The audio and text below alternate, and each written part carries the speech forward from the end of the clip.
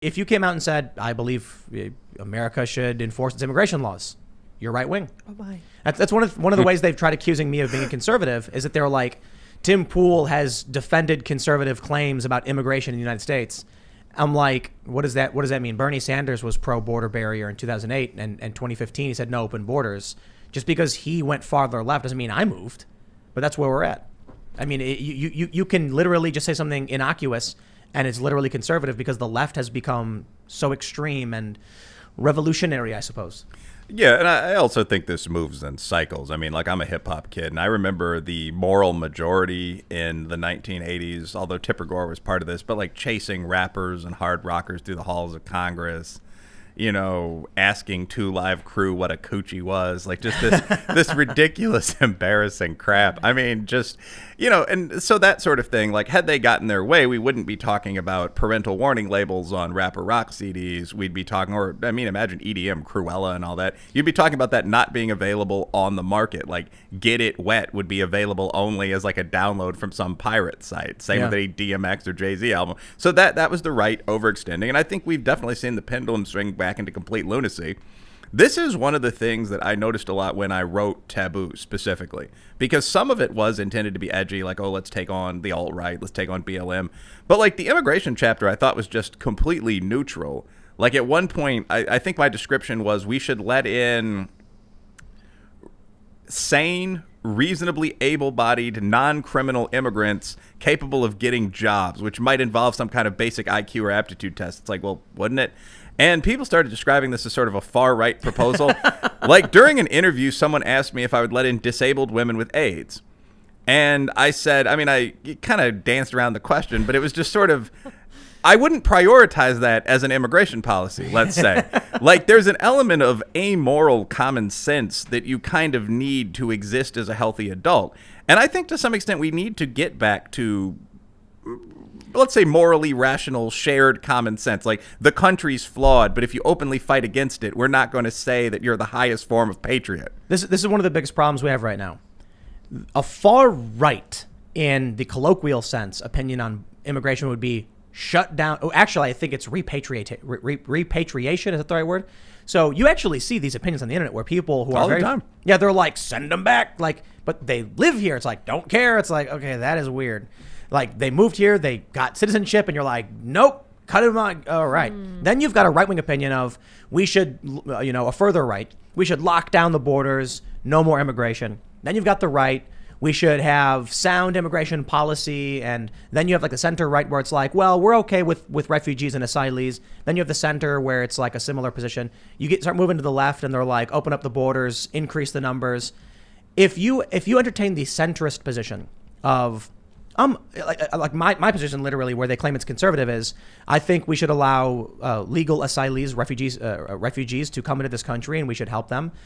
There should obviously be some limits so we don't get exploited, like people who might come from Africa to Brazil and then try and come here. Got a lot of questions, got questions about that, but Cuba and Mexico, like, yeah, by all means, let's figure this one out. That's conservative.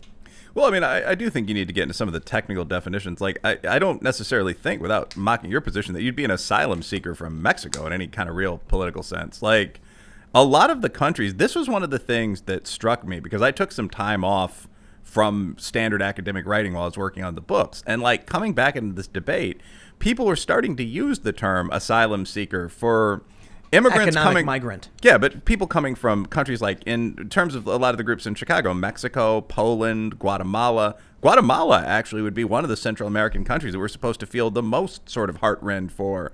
Honduras, Brazil, Costa Rica. Costa Rica is a pleasant country. It's amazing. It's a great place. Yeah. Pura Vida. It's where they filmed Jurassic Park. Great food. I mean, it's just, but the idea that someone who's a Tico from Costa Rica is a refugee is absurd. I mean... Right. But so, I mean, it's just... But that's what I mean. Like, I'm talking about, let's say there's somebody who lives in a border city in Mexico, and they run afoul of some gangs or something, and then they're like, what do I do? And so they jump, you know, they go to the border, they go and say, they're coming for me, what do I do? Okay, well, that person, we don't want to die. I mean, it'd be if someone came to my house screaming and panting and threatened to be like, help, call the police. I'd call the police. But that's not the majority. So it's like what you said. The left has started calling all of them asylees, refugees. AOC did it. Legal asylees have broken no law. And then Homan was like, yeah, they did. They violated this law. And he reads it off. Yeah, so there are certain circumstances where I can absolutely understand. Like if a guy's being chased and he runs through the river or whatever to escape, it's like, all right, well, I don't know what to say to that guy. Like, get safe, you know what I mean?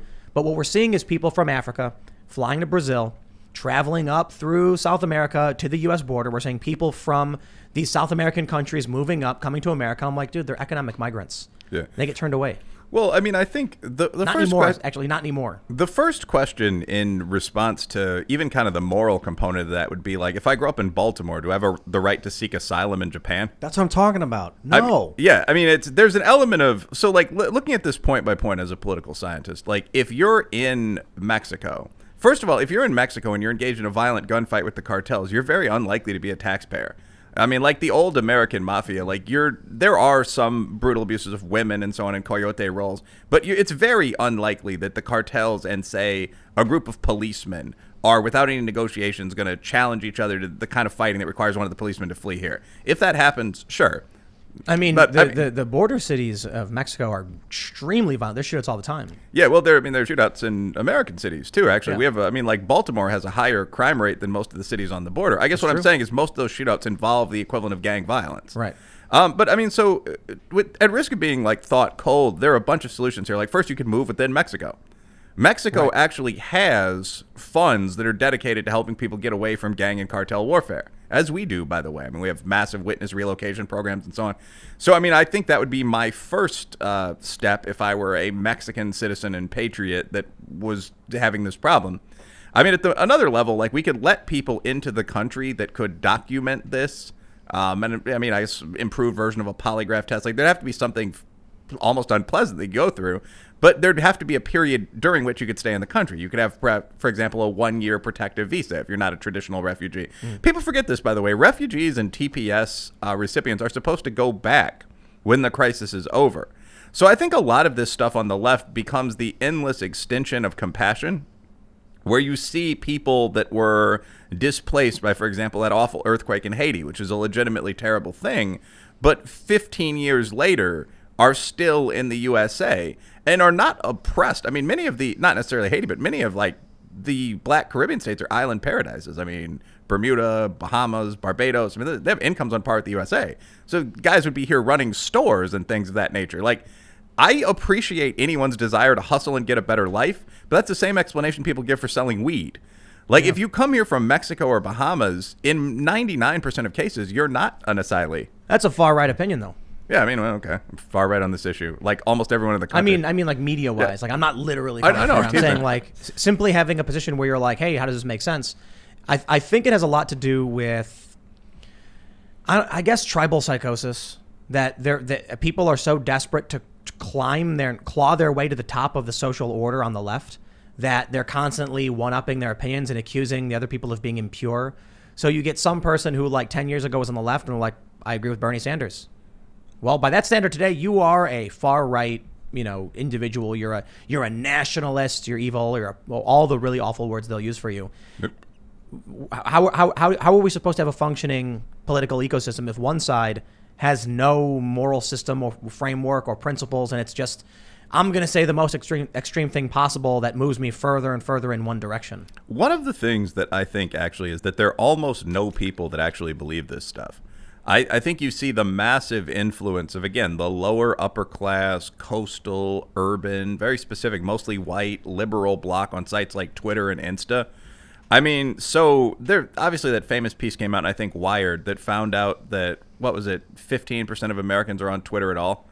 And yeah, like 20 what is it? I think it's 22% of Americans are on Twitter at all. Maybe. And it's like a smaller percentage. 10% are responsible for something like 80% right. of the viral tweets. Yeah. So you've got, let's say, 2.3% of the population that's driving this discourse. And a lot of it's very disproportionately, first of all, until pretty recently, it was also very disproportionately annoying alt-right. Pepes and Groypers and so on. They cut out some of them. But they haven't cut out their opponents. So, I mean, extremely SJW heavy, a lot of TRAs, a lot of trans rights activists, so on. A lot of positions that almost don't exist in mainstream America. And I think it's important to keep that distinction up. Like, these people influence the discourse that goes into kind of mid-level journalism. Like if you're on Twitter and you have more than 10,000 followers, you're very likely to also contribute articles from time to time to say Jezebel or something like that. No particular hate for them. So you have a lot of this seen in like urban youth life, and it seems like it's very prevalent. But if you ask people like, should immigrants be able to read or something like that, like you'd see a massive yes versus no in America. Let's say you've got 100 cities with 100 people in each city. In each city is one socialist. Whenever there is an election, the socialist votes socialist, and it accounts for 1% of the vote, and everyone ignores it. Then along comes the internet. Yep. And now you have a city-sized socialist community online because the one socialist from each of the 100 cities now forms a massive community on Twitter where it seems like, wow, look at all of these people. It's like the size of New York. It's the size of a city. And then you're like, oh, it's just one person in their bedroom in these different places. The problem is it really does have an impact. Look at these big brands will get harassed by this community, and then they'll issue a public statement on TV to tens of millions of people about how they now agree with this fringe belief, and they apologize for not seeing it sooner. And the problem is, it is true, very few people use Twitter, but Twitter does have influence, hilariously, it's stupid, and regular people don't speak up. So you'll be ruled by that 2%. Thanks for checking out this clip from the Timcast IRL podcast. If you want to see the full show, come back to this channel, youtube.com/TimcastIRL, Monday through Friday at 8 p.m., where you can leave comments and super chat, and we actually will read your comments on the show. Don't forget to like, share, subscribe, and if you want exclusive members-only content, segments you can't get anywhere else, go to timcast.com, become a member, and we even have full bonus episodes. Thanks for hanging out, and we'll see you all next time.